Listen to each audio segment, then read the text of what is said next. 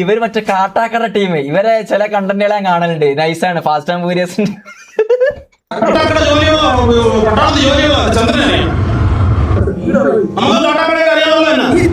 നമുക്കും കാട്ടാക്കടയൊക്കെ അടിയാൻ തന്നെ.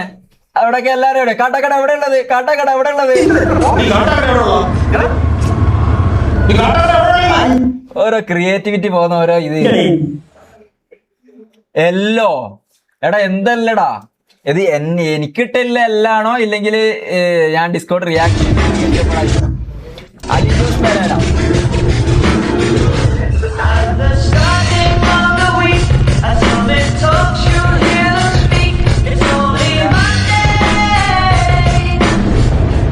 Nice nice nice.